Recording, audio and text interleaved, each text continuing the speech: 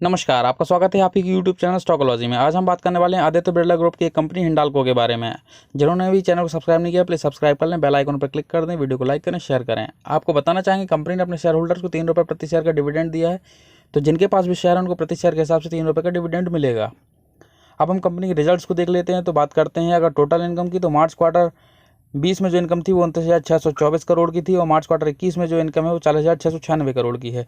तो यहाँ पर हमें क्वार्टर ऑन क्वार्टर इनकम जो है वो काफ़ी बढ़ती हुई दिखाई दे रही है। अगर हम एक्सपेंसेस को देखें तो मार्च क्वार्टर 20 में 28,229 करोड़ के एक्सपेंसेस थे, जो कि मार्च क्वार्टर 21 में 37,476 करोड़ के हो गए। तो यहाँ पर हमें एक्सपेंसेस जो है वो भी हमें क्वार्टर ऑन क्वार्टर बढ़ते हुए दिखाई दे रहे हैं। अब हम ईयर ऑन ईयर परफॉर्मेंस को देख लेते हैं। तो अगर टोटल इनकम की बात करें फाइनेंशियल ईयर 19-20 में 1,19,330 करोड़ थी, जो कि फाइनेंशियल ईयर 20-21 में 1,33,207 करोड़ हो गई। तो यहाँ पर हमें इनकम ईयर ऑन ईयर बढ़ती हुई दिखाई दे रही है। अगर हम एक्सपेंसेस को देखें तो फाइनेंशियल ईयर 19-20 में 1,13,126 करोड़ के जो एक्सपेंसेस थे वो फाइनेंशियल ईयर 20-21 में 1,24,815 करोड़ के हो गए। तो यहाँ हमें एक्सपेंसेस भी ईयर ऑन ईयर बढ़ते हुए दिखाई दे रहे हैं, ईयर ऑन ईयर इनकम भी हमें बढ़ती हुई दिखाई दे रही है।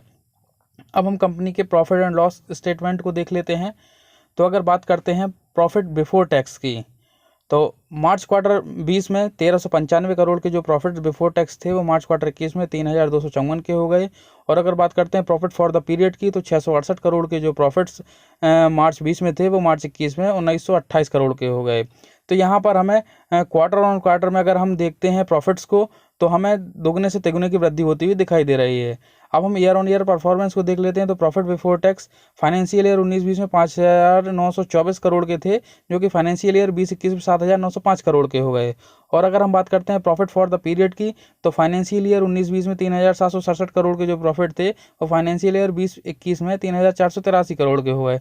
तो इस प्रकार नेट प्रॉफिट की बात करें ऑफ द पीरियड या ऑफ द ईयर की, तो हमें यहाँ पर ईयर ऑन ईयर में लॉस होता हुआ दिखाई दे रहा है। वो लॉस घटते हुए दिखाई दे रहे हैं। उसका कारण क्या है?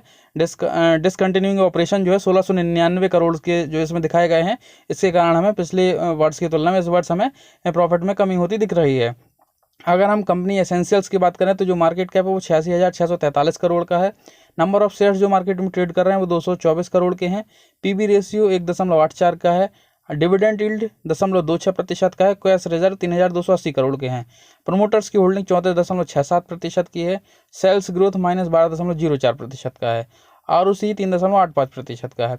एंटरप्राइज वैल्यू 1,06,413.38 करोड़ का है। पी रेशियो शेयर का 105.15 जो कि काफ़ी ज़्यादा हाई है। फेस वैल्यू 1 रुपये है। बुक वैल्यू की बात करते हैं तो 210 रुपये 13 पैसे का है। कंपनी में जो कर्जे हैं वो 23,050 करोड़ के हैं, जो कि कैश रिजर्व की तुलना में काफ़ी ज़्यादा दिख रहे हैं। EPS 3.67 रुपये का है। ROE 1.32% का है और प्रॉफिट ग्रोथ 1.54% का है। अगर शेयर प्राइस की बात करें तो 389 रुपये 10 पैसे आज के दिन का लास्ट ट्रेडिंग प्राइस है। आज के दिन के रिटर्न्स 1.01% के रहे। 52 हफ्तों का अगर हाई की बात करते हैं तो 427 रुपये 50 पैसे, जो कि 10 मई 2021 को बना है, यानी इसी मंथ में बना है। 52 हफ्तों के लो की बात करें तो 116 रुपये 25 पैसे है, जो कि 20 मई 2020 को बना था। तो इस प्रकार ये कंपनी के रिजल्ट्स थे, कंपनी के एसेंशियल्स थे और कंपनी का शेयर प्राइस था। अब हम कंपनी के पास्ट परफॉर्मेंस को देख लेते हैं। तो फाइनेंशियल ट्रेंड्स जो है, अगर रेवेन्यू देखें तो 2017 में 1.01 लाख करोड़ था, 2018 में 1.18 लाख करोड़ हुआ, 2019 में 1.32 लाख करोड़ हुआ और 2020 में 1.19 लाख करोड़ हुआ। तो यहाँ पर हमें रेवेन्यू 17 से 18 और 19 में बढ़ता दिख रहा है, लेकिन 19 से 20 में कमी होती दिख रही है।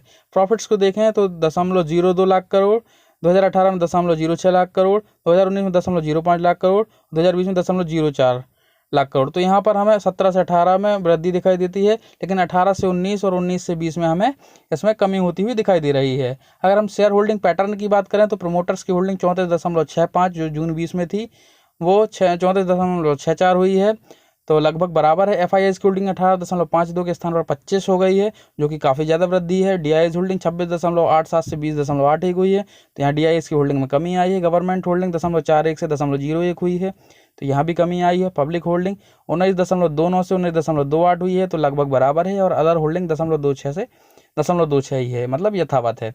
तो इस प्रकार हमने कंपनी के रिजल्ट्स, शेयर होल्डिंग पैटर्न्स को देख लिया है। जिन्होंने भी चैनल को सब्सक्राइब नहीं किया प्लीज़ सब्सक्राइब कर लें, बेल आइकन पर क्लिक कर दें, वीडियो को लाइक करें, शेयर करें। धन्यवाद।